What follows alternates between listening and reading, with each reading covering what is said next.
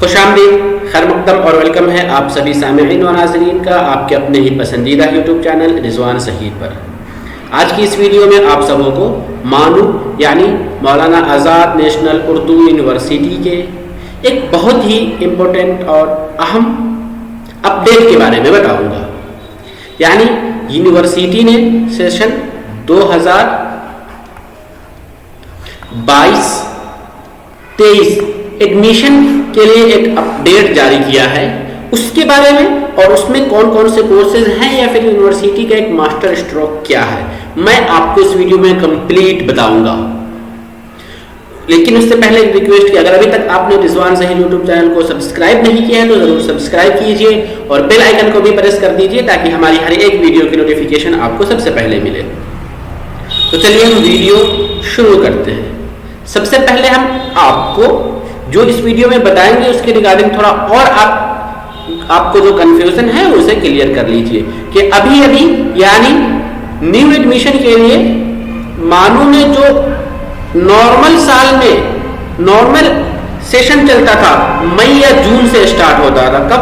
मई या जून से। तो इस बार का भी ये इसी महीने से स्टार्ट होगा। सॉरी। लेकिन इस बार एक एक्स्ट्रा विंटर सेशन स्टार्ट हुआ है। इस विंटर सेशन को हम जनवरी सेशन 2022 का है या विंटर सेशन का है, और इसमें कोर्सेज कौन कौन से हैं तो सिर्फ और सिर्फ पीएचडी, और पीएचडी में भी सभी ब्रांचेस सभी डिपार्टमेंट नहीं, सिर्फ 3 डिपार्टमेंट हैं जो कि मैनेजमेंट से है। तो उसके बारे में यूनिवर्सिटी ने अपडेट दिया है और इसमें अब वो एडमिशन लेने जा रही है। अभी एडमिशन का प्रोसेस चालू है। वेबसाइट पर जाके आप अप्लाई कर सकते हैं। कैसे अप्लाई करेंगे हम उसके लिए अगली वीडियो में बताएंगे, लेकिन इस वीडियो में उससे रिगार्डिंग डिटेल से आपको इंफॉर्मेशन दे दूं कि ये जो पीएचडी होगा जनवरी 2022 सेशन, इस सेशन में इसको स्पॉन्सर या फिर सेल्फ फाइनेंस मोड कहा गया है। स्पॉन्सर्ड का मतलब होता है कि जो कैंडिडेट इस पीएचडी पार्ट टाइम पीएचडी में एडमिशन लेंगे उनकी टोटल फी उसकी टोटल फी यूनिवर्सिटी खर्चा नहीं करेगी। उस पर जो खर्च आएगा वो यूनिवर्सिटी पे नहीं करेगी, बल्कि वो खुद स्टूडेंट से या कैंडिडेट से लेगी। और वो कैंडिडेट किसी कंपनी से, किसी गवर्नमेंट ऑर्गेनाइजेशन से या किसी गवर्नमेंट के किसी डिपार्टमेंट से उसके थ्रू वहां से करेंगे तो वो उसको पे करेगी, या सेल्फ फाइनेंस मोड की वो कैंडिडेट खुद से पे करेगा।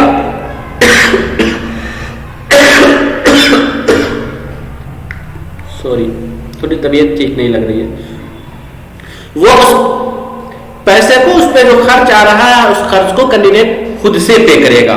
तो ये सेल्फ फाइनेंस मोड का हो गया है। चलिए अब इसके रिगार्डिंग और आपको डिटेल्स बता रहे हैं, लेकिन उससे पहले मानू के बारे में थोड़ा आप जान लें कि मानू में कुल 7 स्कूल ऑफ स्टडीज है, जिसमें से 19 डिपार्टमेंट है। और स्कूल आमतौर पर यह कहा जाता है कई सारे डिपार्टमेंट्स मिलकर एक स्कूल बन जाते हैं। जैसे सोशल साइंस का हम एक मान लीजिए सोशल साइंस एक स्कूल है, तो इस सोशल साइंस स्कूल में सोशल साइंस के जो भी सब्जेक्ट होते हैं तो उसमें डिपार्टमेंट हो जाएगा एक हिस्ट्री डिपार्टमेंट, हो जाएगा पॉलिटिकल साइंस, ज्योग्राफी, इकोनॉमिक्स, या सोशल साइंस में जो भी सब्जेक्ट आते हैं उन सारे सब्जेक्ट्स का डिपार्टमेंट। तो कई सारे सब डिपार्टमेंट्स मिलाकर एक स्कूल बनते हैं। तो इस तरीके से कुल 7 स्कूल्स हैं और 19 डिपार्टमेंट है, और कुल प्रोग्राम जो मानो में चल रहे हैं डिप्लोमा, डिग्री या पीएचडी, डॉक्टरेट, उन सभी में 71 प्रोग्राम है।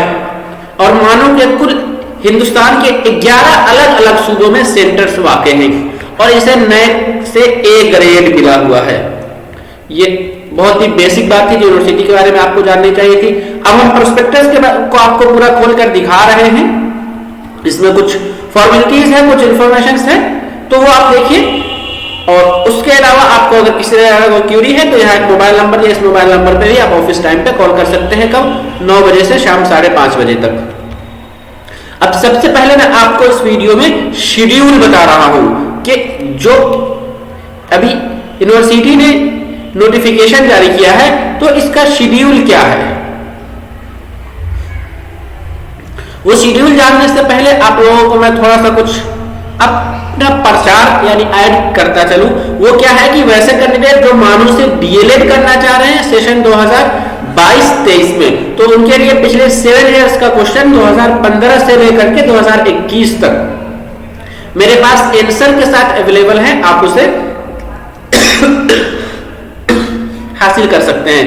कैसे हासिल करेंगे उसके लिए मेरा यहाँ व्हाट्सएप नंबर दिया, आप इस व्हाट्सएप नंबर पे कॉल करेंगे या मैसेज करके इसके रिगार्डिंग और इंफॉर्मेशन ले सकते हैं, या फिर ये पिछले 7 सालों का क्वेश्चन आंसर के साथ ले सकते हैं। उसी तरीके से जो लोग मानो में डिस्टेंस से बीएड करना चाहते हैं, तो डिस्टेंस वालों के लिए भी हमने 2000 से ज्यादा ऑब्जेक्टिव टाइप का कलेक्शन एक साथ किया है, और वो सभी आंसर के साथ आपको प्रोवाइड किया जाएगा। इसके लिए भी आपको यहाँ व्हाट्सएप नंबर दिया गया है। उसी तरीके से जो लोग बीएड करना चाहते हैं, तो बीएड में पिछले 7 सालों का क्वेश्चन भी आंसर के साथ मिलेगा, और इसमें कुछ क्वेश्चंस आपको डिस्टेंस का भी शामिल होगा।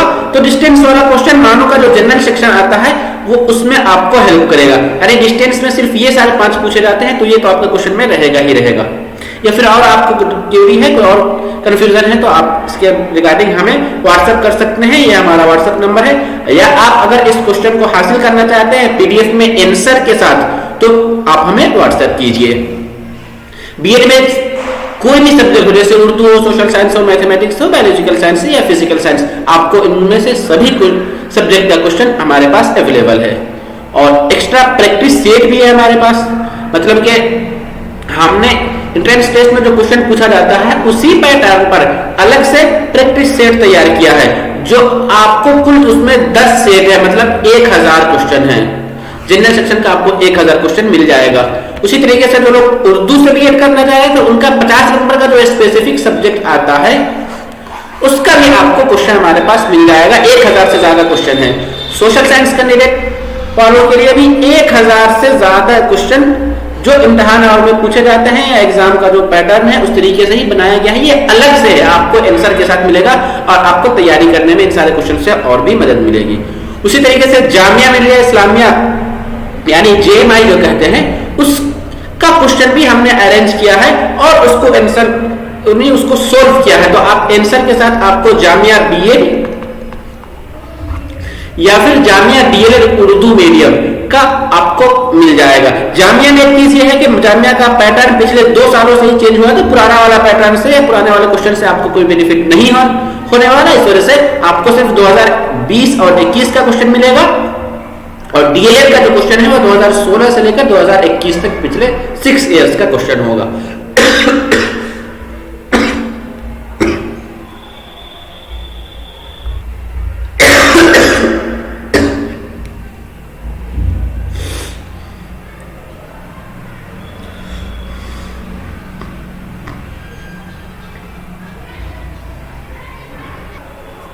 सॉरी, बार बार आप लोग डिस्टर्ब हो जा रहे हैं, थोड़ी सी तबीयत ठीक नहीं है, इस वजह से ऐसा हो रहा है। लेकिन चलिए अब हम सीधे मुद्दे पर आते हैं, और जो हम आप लोगों को बता रहे थे part time PhD self finance mode या स्पॉन्सर मोड, उसके रिगार्डिंग क्या इंपॉर्टेंट डेट है। सबसे पहले नोटिफिकेशन आप देखेंगे तो वेबसाइट पे 28 जनवरी को रिलीज हुआ। फॉर्म अप्लाई करने का लास्ट डेट 28 फरवरी है। ऑनलाइन फॉर्म अप्लाई वेबसाइट पर हो रहा है, उसके लिए आपको अगली वीडियो में हम बताइए कैसे अप्लाई करना है। जो लोग इसके लिए फॉर्म अप्लाई करेंगे उनका 7 मार्च को एडमिट कार्ड रिलीज कर दिया जाएगा, और रिसर्च एडमिशन टेस्ट या एंट्रेंस टेस्ट कह ले, वो जो टेस्ट होगा वो आपका 11 मार्च का होगा इन कोर्सेज में। और आंसर की रिलीज किया जाएगा, प्रोविजनरी आंसर की जो होगा वो आपका 11 मार्च को उसी दिन शाम में हो जाएगा जिस दिन आपका टेस्ट होगा। आप उस पर कोई क्लेम करना चाहते हैं, किसी पर आप चैलेंज करना चाह रहे हैं कि नहीं यूनिवर्सिटी ने इस क्वेश्चन का गलत जवाब दिया है, तो आप उसको 12 से 13 मार्च के बीच में कर सकते हैं। फाइनल आंसर की 14 मार्च को रिलीज होगा, और रिजल्ट जो होगा वो 18 मार्च को वेबसाइट पर आ जाएगा। और उसके बाद जो अपडेट है दिस डॉक्यूमेंट वेरिफिकेशन 21 मार्च को होगा, और जो लोग सेलेक्ट होंगे एडमिशन के लिए फाइनली उनका सिलेक्शन होगा वो वेबसाइट पर 24 मार्च को आ जाएगा। और पीएचडी में जानते हैं कि इंटरव्यू भी होता है, मतलब पहले एंट्रेंस देंगे फिर इंटरव्यू, दोनों प्रोसेस को कंप्लीट करने के बाद एडमिशन होता है। तो इंट्रेंस टेस्ट जो हुआ था 11 मार्च को, उसको पास करने वाले स्टूडेंट्स का 26 मार्च को इंटरव्यू होगा और इंटरव्यू के बाद फिर वेबसाइट पे लिस्ट आ जाएगी, जिनका एडमिशन हुआ, जिनका एडमिशन होगा उनको मेल भी आ जाएगा, टेक्स्ट मैसेज भी आएगा, फिर उनको पेमेंट करना होगा अपने कोर्स का जो पेमेंट है। और कोर्स वर्क या क्लासेस जो है वो 1 अप्रैल से स्टार्ट हो जाएंगी। तो ये मान के चलिए कि बस बहुत ही कम वक्तों में ये सारा प्रोसेस कंप्लीट होने वाला है। अब कुछ इंपॉर्टेंट इंस्ट्रक्शंस है, आप इसे बाद में देख लेंगे या फिर इसको देख लीजिए, ये अभी फिलहाल बहुत जरूरी नहीं है। मैं आपको आगे बता दूं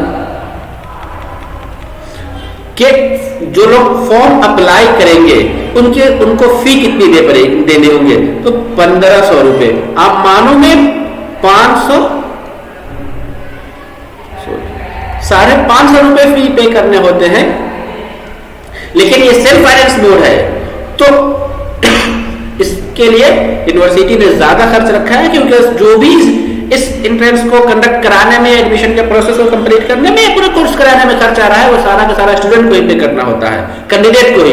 तो फॉर्म अप्लाई के लिए 1500 रुपए चार्ज लगेगा। और फिर अप्लाई कैसे करेंगे उसके लिए एक लिंक यहाँ दिया हुआ है, आप इस लिंक को कॉपी करके पेस्ट करके गूगल कर सकते हैं या फिर गूगल पे टाइप कर सकते हैं manwcoe.in PT एडमिशन, और उसके थ्रू आप जाकर अप्लाई कर सकते हैं। अप्लाई करेंगे तो ये सारा प्रोसेस होगा, आप स्टेप बाय स्टेप, हमारी पहले की वीडियो बनी हुई है जो नॉर्मल कोर्सेज में अप्लाई होते हैं, तो जो डिटेल्स डालना होता है वही सारा डिटेल्स यहाँ भी है, तो उससे हम बहुत ज्यादा देखने की जरूरत नहीं है। आप हमारी पुरानी वाली वीडियो देख लीजिए, मैं इसका डिस्क्रिप्शन बॉक्स में लिंक दे दूंगा। अब आगे जो इसके रिगार्डिंग अपडेट्स है, यानी कौन कौन से कोर्सेज में कितनी सीटें हैं, इसके लिए एलिजिबिलिटी क्या है, वो सारा आपको मैं आगे दिखा रहा हूं। सबसे पहले आप यहां पर ये देखिए, चलिए थोड़ा और आगे बढ़ जाते हैं।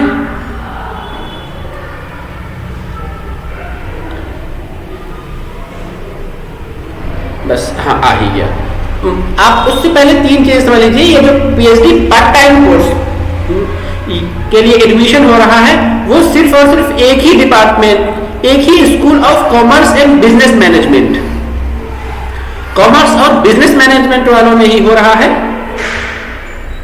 और इसमें कॉमर्स में कितनी सीटें हैं, किस स्पेशलाइजेशन के लिए, तो आप ये देखिए, फाइनेंस, ई कॉमर्स, ई डिजिटल सपोर्ट सिस्टम वगैरह वगैरह, इनके लिए 14 सीटें हैं। HRM, general management, performance management, इस तरीके के सारे जो हैं वो टोटल मिला के आपको इसमें जनरल के लिए टोटल 37 सीट है फाइनेंस एंड मैनेजमेंट में, जिसमें से जनरल के लिए 14 है, ओबीसी के लिए 9 है, एससी शेड्यूल कास्ट के लिए 4 है, शेड्यूल ट्राइब के लिए 3 और इकोनॉमिकल वीकर सेक्शन ईडब्ल्यूएस के लिए 3 सीटें होंगी। उस तरीके से पीएचडी पास टाइम ये आपका आ जाएगा स्कूल ऑफ साइंस से। ऊपर आपने कॉमर्स एंड बिजनेस मैनेजमेंट देखा था, अब स्कूल ऑफ साइंस, यानी साइंस में भी एडमिशन के लिए एडमिशन होंगे। उसमें सेलेस्टियल मैकेनिज्म के लिए 2 सीट है, एप्लीकेशन ऑफ वैलिड थ्योरी के लिए 3 सीट है, एनालिसिस अलजेब्रा के लिए 2 सीट है और फंक्शनल कैलकुलस के लिए 1 है, ज्योमेट्री के लिए 4 है, ऑर्गेनिक केमिस्ट्री, मटेरियल साइंस के लिए 6 सीटें हैं। फिर कुल मिलाकर टोटल जो सीट है स्कूल ऑफ साइंस में वो 39 है, जिसमें से यूआर अनरिजर्व 16 सीट है, ओबीसी 10 है, एससी 6 है, एसटी 3 है और ईडब्ल्यूएस 4 है।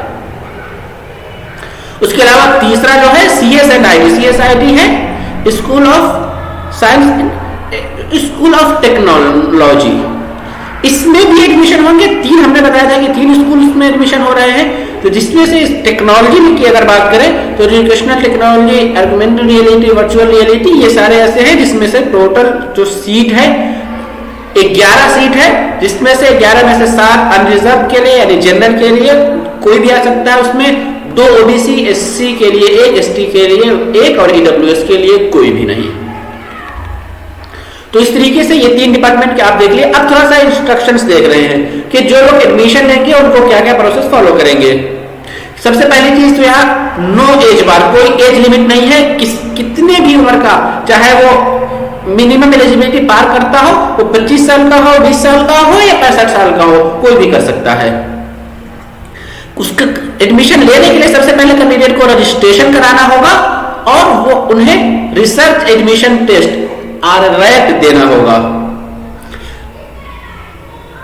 और उसके लिए जो लोग एंट्रेंस देंगे उसका क्या उनको वेटेज मिलेगा वो भी आपको बताएंगे। हाँ, एक चीज यहाँ पे याद रखते चलिए कि जो लोग नेट SASID का टेस्ट जो होता है वो अगर पास किए हुए हैं तो उनको यहाँ पर इंटरव्यू में बैठना जरूरी नहीं है, वो उनके लिए अपना है, चाहे तो बैठ सकते हैं, ना चाहे तो ना भी बैठे।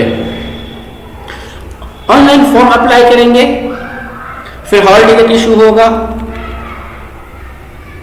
ऑनलाइन पेमेंट करेंगे, इसमें कुछ भी नहीं है। अब क्वालिफिकेशन के लिए आप यहाँ पे आप पूछा जा रहा है कि क्वालिफिकेशन क्या होंगे, तो क्वालिफिकेशन ये है कि उसके पास मास्टर डिग्री हो और उस सब्जेक्ट और अलाइड सब्जेक्ट, यानी जिस सब्जेक्ट से आप PhD करना चाह रहे हैं उससे रिलेटेड सब्जेक्ट का आपके पास मास्टर डिग्री हो और कम से कम आपका 55% मार्क्स आपके उस डिग्री में हो।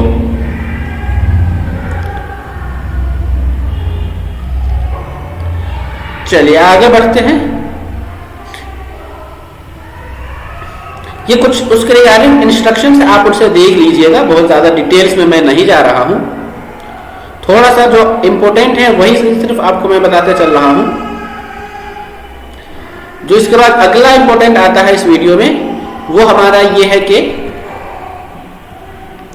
ये कोर्स आप जो करेंगे कहां होगा, तो सिर्फ और सिर्फ मानू मेन कैंपस हैदराबाद में, मानू का जो भी ऑफ कैंपस है, किसी दूसरे कैंपस में ये कोर्स नहीं है। बाकी इसके अलावा RRT टेस्ट जो हमने आपको बताया था कि क्या ये रिसर्च एप्टीट्यूड टेस्ट जो है वो सभी को देना पड़ेगा या फिर कोई नहीं भी दे सकते, तो जो लोग UGC, CSIR, NET, SET, SLET, GATE, GPET वगैरह एग्जाम या Rajiv Gandhi fellowship awards, teacher fellowship holders, इस तरीके के जो भी इनमें से कोई अगर वो होल्डर हैं तो फिर आपको इंट्रेंस देना जरूरी नहीं है। या फिर जिन्हें MPhil अवार्ड हुआ हो और उसमें 55% उसके पास मार्क्स हो तो उसके लिए भी इंट्रेंस जरूरी नहीं है। और जो लोग इंट्रेंस देंगे उनका जो मार्क्स आएगा उसके हिसाब से, जो लोग इंट्रेंस नहीं देंगे उनके लिए आपको यहां पर ये देखिए वेटेज लिस्ट दिया है कि किसको क्या वेटेज मिलेगा। तो जो लोग UGC, CSIR, JRF किए हुए हैं उन्हें 70 मार्क्स मिलेगा, उनको एंट्रेंस दे, अगर एंट्रेंस में 60-65 आ जाता है तो एंट्रेंस मेंशन नहीं होगा, पहले नहीं होगा, बल्कि उनका जो JRF वाला है। लेकिन अगर वो एंट्रेंस में बैठते ही नहीं है, एडमिशन टेस्ट में बैठते ही नहीं है, तो सिर्फ उन्होंने अप्लाई किया हुआ है तो उनको 70 मार्क्स मिल जाएगा। उसी तरीके से मानो का कोलैबोरेशन है किसी से तो उसको भी 70 मार्क्स मिलेगा, या जो भी है आप इसे यहां पर लिस्ट में देखते चले जाइए। आप इसे नोट कर लीजिए, वीडियो पॉज करके देख लीजिए। अब इसमें एक बहुत ही इंपॉर्टेंट है वो आपका के सीटें किस कैटेगरी के लिए कितने परसेंट जो होती है, वो आपका शेड्यूल कास्ट के लिए 15%, SC/ST के लिए 7.5%, OBC के लिए 27%, EWS के लिए 10%। ये तो कुछ है नहीं, बस ये बस नॉलेज की बात है। बाकी उसके अलावा और भी कुछ इंफॉर्मेशन आप हासिल करना चाहते हैं तो आप हमें व्हाट्सएप कर सकते हैं, नीचे व्हाट्सएप नंबर आपको दिया गया हुआ है, या फिर अगर आपको कोई और डाउट है, कोई और कंफ्यूजन है तो आप हमें कमेंट करके जरूर बताइए, हम आपके कमेंट का रिप्लाई देंगे। लेकिन एक चीज में छूट रहा है, एक चीज मैं आपको बताता चलूं कि इसके लिए एलिजिबिलिटी में कौन लोग इसे कर सकते हैं वो बहुत इंपॉर्टेंट है। यानी ये सभी लोग नहीं कर सकते, कोई भी कॉमन पर्सन, हम और आप नहीं, बल्कि ये वही लोग कर सकते हैं जो ऑलरेडी किसी जॉब में है, गवर्नमेंट जॉब हो, प्राइवेट जॉब हो या जो भी हो। मैं अभी वो देख रहा हूं, मिल नहीं रहा मुझे, कहां गया, ठीक, हाँ, ये आपको इसका क्वालिफिकेशन जनरल एलिजिबिलिटी में कि कौन लोग इसे कर सकते हैं। वो इंजीनियर्स होंगे, यानी प्रोफेशनल्स इंजीनियर वो होने चाहिए, working engineer, scientist, senior executive, managerial staff, self employed, entrepreneurs, startup, promoters, innovators, academic administrators and teachers वो कर सकते हैं। और इसके अलावा आप ये देखिए कि मिनिमम क्वालिफिकेशन जिसके पास हो वो करेंगे, हाँ, और वो जॉब करते हो वो कहाँ हो, डिफेंस में हो उनकी जॉब, यानी वो एम्प्लॉय डिफेंस को या किसी भी मिनिस्ट्री, इंडियन गवर्नमेंट का जो वजारत है, मिनिस्ट्री है, उसमें वो जॉब करते हो, या फिर गवर्नमेंट का कोई ऑर्गेनाइजर हो, उस यानी वो गवर्नमेंट जॉब होल्डर हो, वही लोग सेल्फ फाइनेंस कर सकते हैं इस कोर्स को, इस यानी इसमें एडमिशन ले सकते हैं। या फिर establish industrial research and development organization या corporators, autonomous body and public undertaking, universities, college, polytechnic या जूनियर कॉलेज, यानी जो लोग किसी यूनिवर्सिटी में, किसी कॉलेज में या किसी पॉलिटेक्निक में या किसी जूनियर कॉलेज में वहां ऑलरेडी से वो जॉब कर रहे हैं, वही लोग इसको कर सकते हैं। और उनकी जॉब कैसी होनी चाहिए, परमानेंट या रेगुलर फुल टाइम उनकी जॉब होनी चाहिए, और उनके पास वर्किंग यानी कम से कम वो 3 साल से वो जॉब कर रहे हो, जिस जॉब के ऊपर हमने आपको बताया उनमें से, तभी वो इसे कर सकते हैं।